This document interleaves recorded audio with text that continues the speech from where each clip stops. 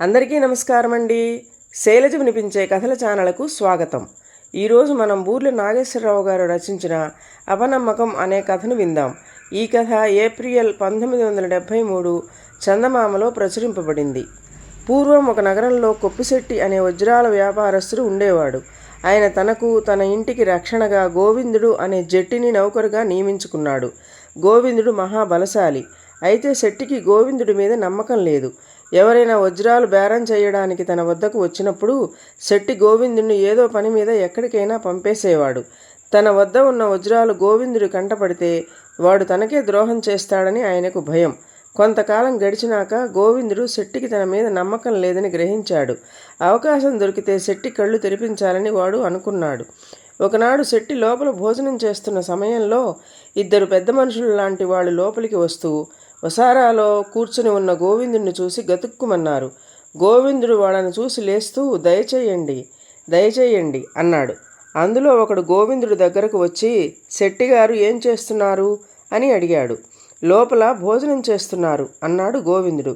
ఆ మనిషి గోవిందుడితో రహస్యంగా శెట్టి వద్ద మొత్తం ఏమాత్రం విలువ చేసే వజ్రాలున్నాయి, అవన్నీ ఎక్కడ ఉంటాయి, మాకు సహాయం చేశావంటే నీకు మాతో పాటు వాటా ఇస్తాం అన్నాడు. గోవిందుడు వారిద్దరినీ పరకాయించి చూసి ఒక్క క్షణం ఉండండి, అన్ని సంగతులు కనుక్కొని వస్తాను అన్నాడు. వాడు లోపలికి వెళ్ళి అయ్యగారు, వజ్రాలు కొనటానికి ఎవరో ధనికులు దూరదేశం నుంచి వచ్చారు. పెద్ద బేరంలాగా ఉంది, త్వరగా రండి అన్నాడు. శెట్టి ఈ మాట వింటూనే భోజనం ముగించి చెయ్యి కడుక్కుని వచ్చి నువ్వు వాళ్ళని కూర్చోబెట్టి మన ఊరి చెరువులో నీళ్లు ఏమాత్రం ఉన్నది చూసిరా వెళ్ళు అని గోవిందుడితో అన్నాడు.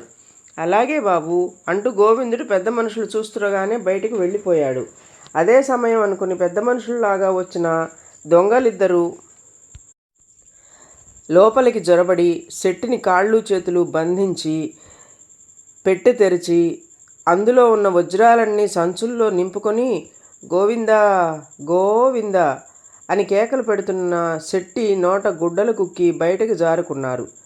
గోవిందుడు అట్టే దూరం వెళ్ళలేదు. వాడు దొంగల కోసం కొద్ది దూరంలో కాపు వేసి ఉండి వాళ్ళు కనిపించగానే పని పూర్తి అయిందా అని అడిగాడు. అయింది, ఇదిగో నీ వాటా అన్నారు దొంగలు. దొంగ వెధవల్లారా, వాటా తీసుకునేటందుకు నేను నీ వంటి వాడిని అనుకున్నారా అంటూ గోవిందుడు సంచులు పట్టుకున్న వాడిని మొహం పగిలేటట్టు కొట్టారు. వాడు కింద పడి నెత్తురు కక్కాడు. గోవిందుడు సంచులు 2 తీసుకుని శెట్టి ఇంటికి వచ్చాడు. శెట్టి వాడిని చూస్తూనే బావురమని వచ్చావా గోవిందా, నా సొత్తంతా దోచుకున్నారు అంటూ మొత్తుకున్నాడు. వాళ్లకు నేను తగిన బుద్ధి చెప్పాను, మీ సరుకంతా ఉన్నదో లేదో చూసుకోండి అంటూ గోవిందుడు సంచులను శెట్టి ముందు పడేసి శెట్టి కట్లు విప్పాడు. శెట్టి తన వజ్రాలన్నీ తిరిగి దొరికినట్టు గ్రహించి నువ్వు ఇంత విశ్వాసపాత్రుడవని తెలియక నీకు ద్రోహం చేశానురా అన్నాడు. ఈ కథ మీకు నచ్చినట్లయితే లైక్ చేయండి, షేర్ చేయండి, కామెంట్ చేయండి, సబ్స్క్రైబ్ చేసుకొని నన్ను ఎంకరేజ్ చేయండి. నమస్కారం అండి.